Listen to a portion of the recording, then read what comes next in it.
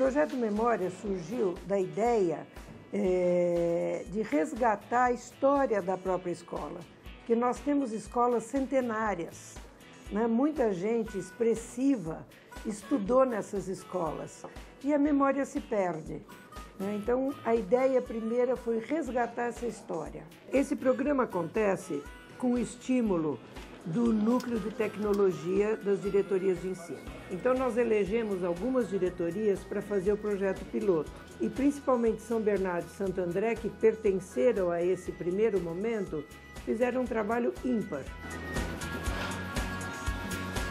Eu também sou professor de uma escola em que eu fui aluno. E aí a gente começou a debater sobre esse assunto, de que talvez a memória tinha sido perdida e que as pessoas que estão chegando hoje na escola não conhecem o que realmente aconteceu na escola. A gente tentou resumir quais são as mínimas coisas que você precisaria fazer para montar um projeto de memória dentro da sua escola. A primeira coisa, então, seria organizar uma equipe que estaria interessada em fazer esse trabalho. Pode ser o professor de história, pode ser outros alunos, professores mais antigos, enfim, quem se interessar por fazer o trabalho na escola. Nós decidimos então que cada estagiário do Acesso Escola ia ser o nosso elo de comunicação.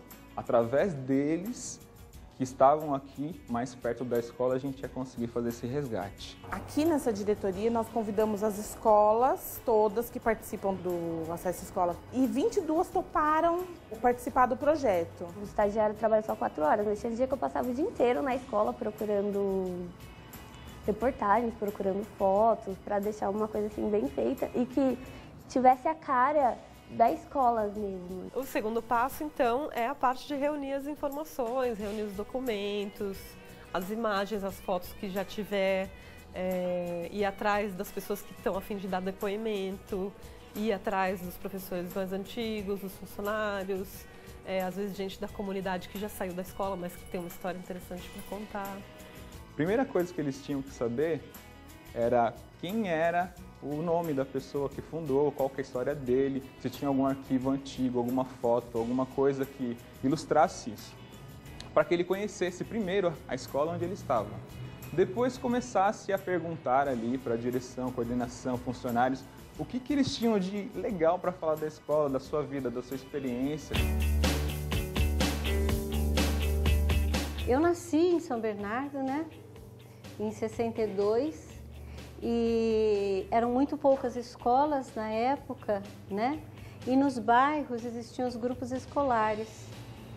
E é onde a própria diretoria de ensino foi onde eu me alfabetizei. A gente pesquisou e chegamos no esporte, porque é um ponto muito forte no João Firmino. Então a gente pegou o foco a Dona Ivonete, que é a treinadora da Seleção Brasileira de Handebol. Aí ela começou a dar aula no João Firmino, né? E ela começou a crescer. Eu atingi todos os níveis, técnico, professora, técnica e supervisora, que seria o cargo maior, e vindo da escola do Estado. E isso eu sempre usava como exemplo para os meus alunos. A professora Nancy, ela era aluna da escola e ela estava lá no primeiro dia de aula como aluna e depois de alguns anos ela se tornou professora da escola.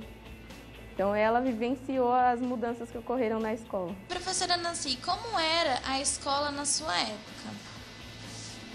Bom, a escola, na minha época, era bem diferente. Hoje a escola tem muitos muros, muitos portões, e isso na minha época não existia. Eu cheguei a ver a imagem do pessoal saindo aqui quando era mais novo, assim, fotos antigas do pessoal saindo pela rua, assim, de banda. E eu não vivi isso, então pra mim, achei legal, coisa nova. O terceiro passo, que seria elaborar a linha do tempo, a gente pensou que seria interessante fazer dessa forma, porque a linha do tempo é um jeito de organizar, de estruturar as informações. Vamos supor, a escola começou em 75. A partir dessa data que inaugurou a escola, você vai ano a ano vendo o que aconteceu na escola. Tem 20 anos que eu trabalho aqui. Então eu adorei fazer isso, porque eu fui atrás de foto, fui atrás de coisas que nem eu mais lembrava o que tinha acontecido. Eu acabei eu mesmo resgatando a história que eu não tinha mais lembrança. A quarta etapa seria a etapa de enviar o material. A gente pediu que cada escola fizesse um blog e fosse colocando lá, à medida que fosse aparecendo esse material, fosse postando um blog. Eles conseguiram adequar no blog deles a história da escola, fatos que aconteceram no decorrer, experiências de pessoas que estavam envolvidas e conseguiram, além disso, colocar já memórias atuais.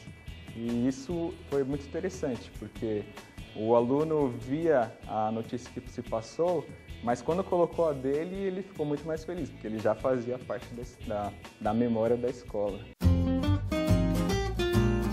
E aí nós temos a quinta etapa, que é a etapa final, que é a etapa de publicação do material, onde a coisa vai para o mundo. Você pega todo aquele pacotinho das coisas que você fez, que você conseguiu buscar de informações, que você conseguiu trabalhar, fez vídeo, fez áudio, fez blog, fez tudo, pega todo esse pacotinho, fecha e manda para o mundo das coisas todas que você conseguiu de memória da sua escola. Todas as atividades que acontecem na escola, eu coloco lá. Vou alimentando o blog com todas as coisas que acontecem e eu tenho certeza que isso aí eles vão levar para a vida inteira. Os resultados obtidos até agora no nosso projeto piloto mostram que é muito importante a gente resgatar essa memória. Traz alegria, traz sentimentos de pertencimento ao grupo. É gostoso a gente pesquisar a história da escola, ver as fotos, conversar com as pessoas que estudaram na escola, pegar depoimentos de antigos professores. Então eu conclamo as escolas e as diretorias de ensino a participarem desse projeto Memória na Escola.